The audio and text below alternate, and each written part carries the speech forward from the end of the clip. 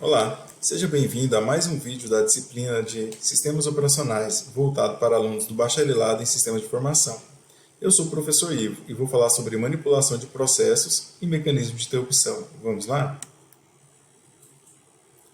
Para a manipulação dos processos, geralmente são utilizadas as chamadas de sistemas, as system calls. Nos sistemas operacionais Linux e Unix, essas chamadas sistemas de manipulação têm como as mais conhecidas aí o fork, o wait, o waitpid, exit e algumas funções exec. Eu vou estar abordando algumas delas e detalhando a sua utilização. A chamada de sistema fork é a única chamada de sistema que possibilita a criação de um processo em Unix. Nela, o processo filho passa a executar a partir do contexto que o pai estava executando quando o mesmo foi criado. Enfim, no momento da cópia, os filhos herdam as variáveis dos pais, com também os mesmos valores atuais que eles tinham. Após a criação, pais e filhos trabalham em áreas de memórias distintas, exceto se utilizar o mecanismo de memória compartilhada. Esse mecanismo a gente vai ver futuramente em outros vídeos. Bom, o valor de retorno é zero para o filho e para o processo pai, o valor de retorno aí do fork é o PID do filho. E se a execução dessa chamada de sistema fork houver algum erro, vai retornar -1. Na imagem desse slide, podemos observar aí que o processo de PID1 está executando e faz uma chamada de sistema fork, a qual cria um novo processo, o processo de PID2, onde o retorno do fork para o filho é 0 e o retorno do fork para o pai é 2. Já a chamada de sistema exit 0, ela serve aí para encerrar um processo que realizou a chamada. Ela não possui retorno. E no Linux, quando um processo chama exit 0, todos os seus processos filhos são herdados pelo processo init. Esse init ele tem o PID igual a 1. Neste slide é apresentado um código aí de exemplo para teste de criação de processos utilizando o fork no Linux com a linguagem de programação C. Na linha 1, para rodar algumas funções básicas como o exit, vamos adicionar a biblioteca do C stdlib.h. Então, como a gente pode observar aqui, basta colocar cerquilha include stdlib.h. Na linha 2, para rodar algumas funções de entrada e saída como printf, vamos adicionar a biblioteca do C, stdio.h. Para isso, basta colocar o include, stdio.h. Na linha 3, para permitir aí a execução de chamada de sistema como fork, getpid, a gente vai adicionar a biblioteca unistd.h, da forma como está aqui. Na linha 4, vamos adicionar a função que cria as demais funções do programa, que é a classe principal, a main. Ela será padrão, então nos demais códigos vocês vão ter sempre a utilização dela. Você vai colocar int main, abre parênteses, fecha parênteses, e chaves. Então, dentro dela vai o código do nosso programa de teste. Na linha 5, vamos criar duas variáveis do tipo inteiro, f1 e x, onde f1 será utilizada para receber o retorno do fork, e x será utilizado para demonstrar que o processo pai e filho estão trabalhando em regiões de memórias distintas, basicamente. Na linha 6, a variável x recebe o valor 10.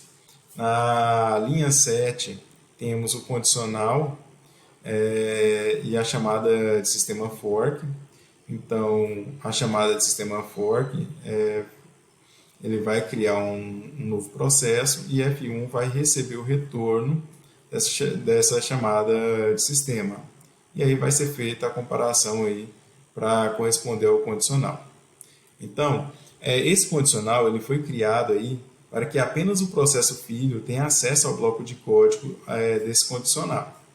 A chamada de sistema fork, então, ele cria o processo filho. Se houver algum erro na criação do processo, o retorno do fork será armazenado na variável f1 e será "-1". Caso contrário, será criado um processo filho que terá como instruções as mesmas instruções do processo pai e ele vai receber o contexto, onde x era igual a 10. Porém, como o retorno do fork para o filho é 0 e para o pai é o PID, né, do processo filho, a variável f1 para o pai será o PID do filho criado, por exemplo, 2501, e f1 para o filho será 0.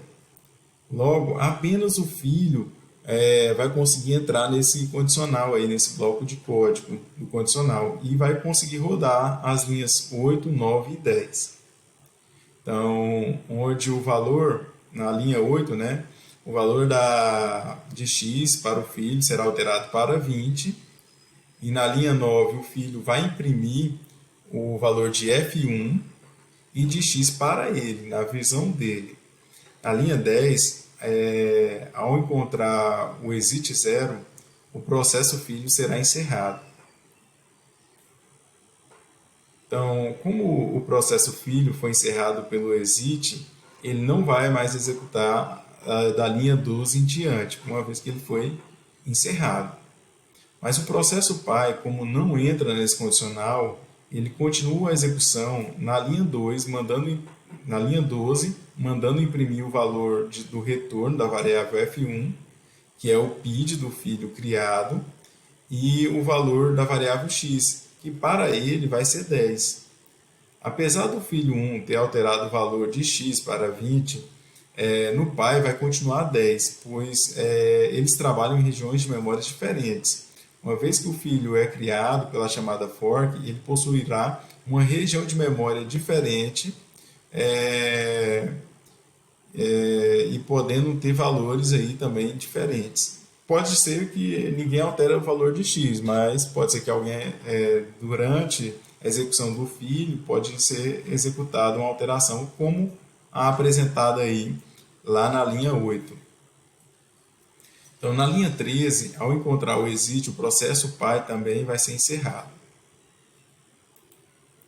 Bom, a saída da execução do exemplo do código anterior é pai, ponto aí, né? F1 para o pai é 2501, x do pai igual a 10.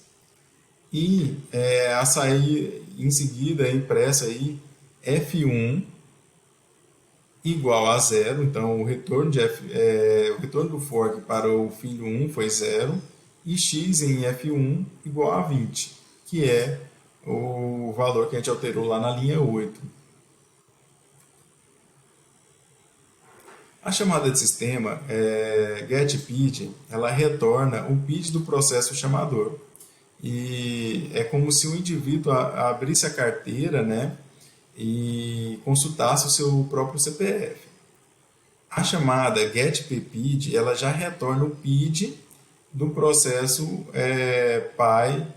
Então, assim, o PID eu retorno minha própria identificação. O PPID, getPPID, eu já consigo retornar o PID do processo pai. Então, quem é o pai de quem chamou aquela chamada de sistema, getPPID. Nesse slide é apresentado um código de exemplo aí para teste da chamada getPID e getPPID no Linux, utilizando a linguagem C. Então, na linha 1, é adicionada a biblioteca stdlib.h, devido à função exit. Na linha 2, é incluída aí a biblioteca stdio.h, devido à função printf. Na linha 3 é adicionada a biblioteca do C unistd.h e ela vai atender aí a demanda de execução do fork e as funções getPID, getPPID. sem ela não vai rodar essas funções. Na linha 4 é adicionado o int main. Na linha 5 temos uma variável do tipo inteiro f1 para receber o retorno do fork. Na linha 6 temos o condicional e a chamada sistema fork. E no trecho de código condicional apenas o processo filho terá acesso, pois a chamada fork cria o processo filho. Se houver algum erro na criação do processo, o retorno do fork será armazenado -1 na variável f1. Caso contrário, será criado um processo filho que terá como instruções as mesmas do processo pai, e ele vai receber o contexto também do pai. Porém, como o retorno do fork para o filho é 0 e para o pai é o PID do processo filho que foi criado, a variável f1 para o pai será o PID do processo filho, então um valor como se fosse 2501, e f1 para o filho vai ser 0. Então, logo apenas o filho vai conseguir entrar nesse condicional e rodar as linhas 7 e 8 nesse exemplo. Então, na linha 7, o filho imprime o valor de f1, o retorno da chamada getPID, que é o número de identificação do processo, e o retorno da chamada getPPID, que é o número de identificação do pai do processo. Na linha 8, ao encontrar o exit 0, o processo filho será encerrado. Como o processo filho foi encerrado pelo exit, ele não vai executar da linha 10 em diante, né? Mas o processo pai ele vai continuar, uma vez que ele não entra nesse bloco de código onde o filho entrou. Então, ele vai continuar da linha 10, ele vai imprimir o valor de retorno da chamada getPID, que é o número de identificação do processo de si mesmo, né? E o retorno também da variável f1, que é o PID do filho criado. Então, na linha 11, ao encontrar o exit, o processo pai também vai ser encerrado. Então, a saída da execução do exemplo aí, do getPPID e do getPID, é a seguinte: pai, o próprio PID é 2735, F1 para o pai é 27.736, que é o identificador do filho criado, e na linha a seguir é a impressão que o filho realizou, né? Onde F1 igual a 0, o PID do F1, ou seja, o PID ele fez uma chamada getPID e retornou 2.736, e o PID do pai é 1. Mas, Ivo, você não falou que o getPPID retorna o PID do pai, e o PID do pai não é 2.735, é 2.735. Porém, como o pai morreu primeiro, e foi dito anteriormente, quando o pai morre, o init se torna o pai dos processos filhos desse processo aí. Então, o pai era o 2.735, ao morrer, o pai do filho 1, do F1, passou a ser o init. Mas vale uma atenção aí que nem sempre o pai vai morrer antes do filho.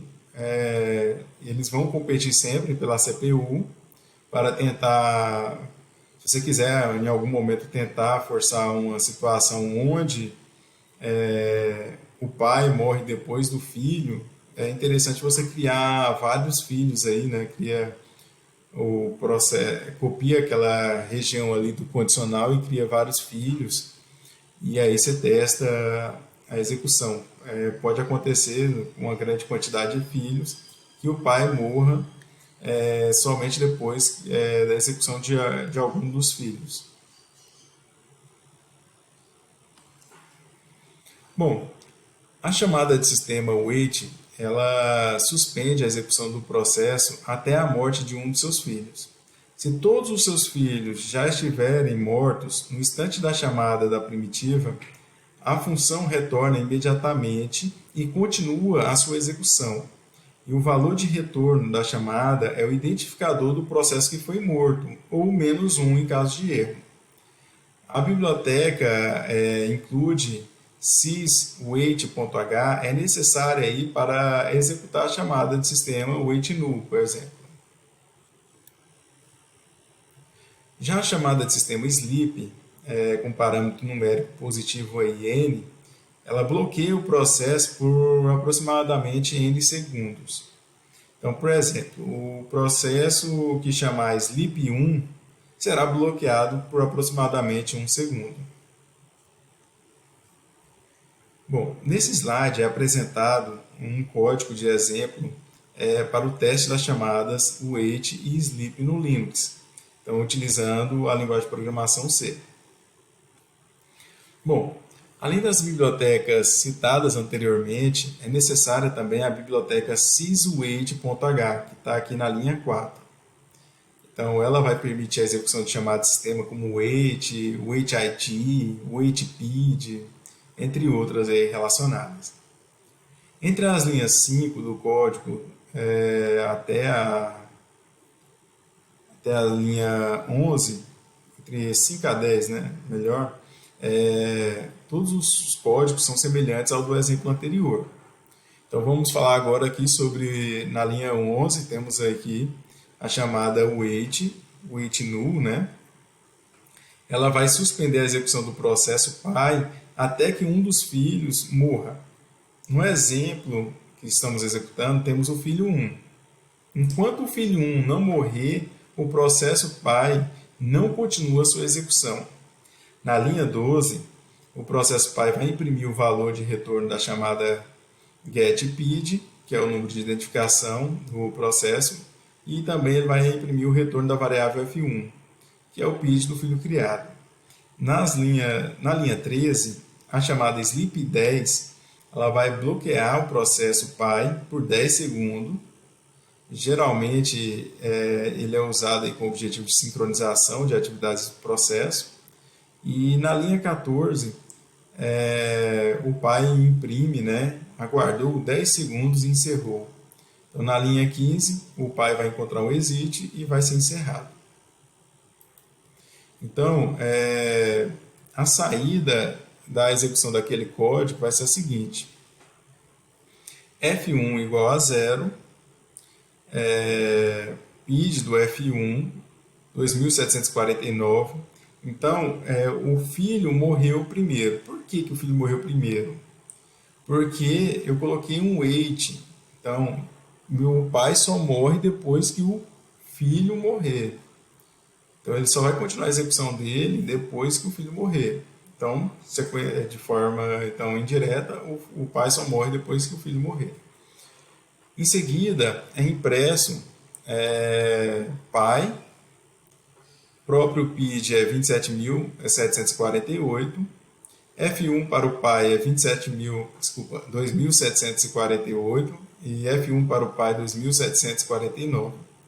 Então, aguardou 10 segundos e encerra. Então, por último que foi impresso.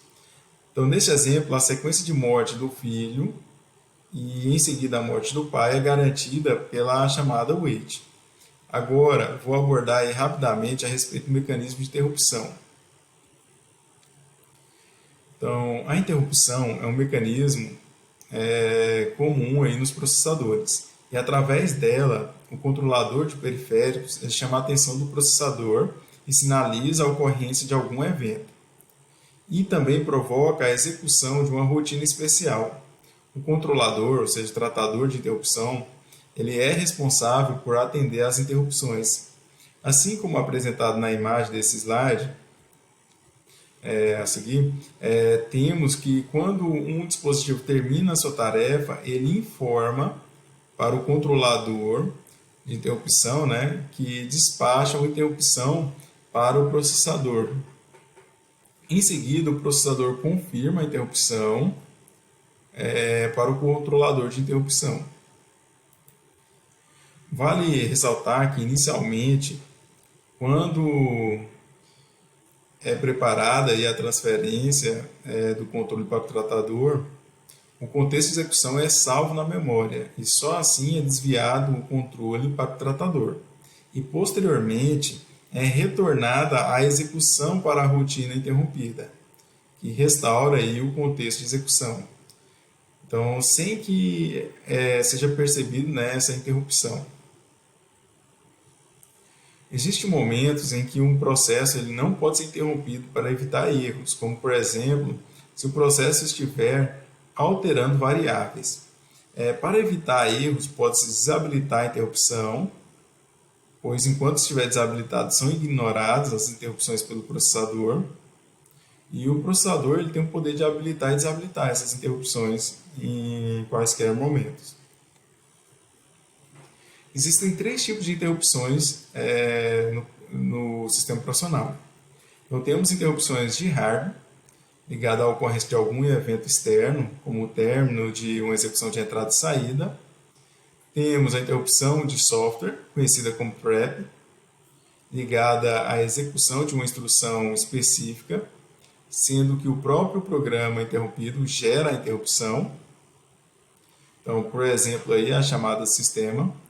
E temos a interrupção por exceção, ligada aos erros de execução. Por exemplo, quando há um overflow. Então, o programa tenta fazer o armazenamento de dados quando não há mais espaço na memória. Cada tipo de interrupção é identificada por um número, denominado valor de interrupção. Então, temos alguns exemplos aqui. Então, o IRC0 está ligado ao relógio, o IRC1 está relacionado ao teclado, e o IRC7 já está relacionado à impressora.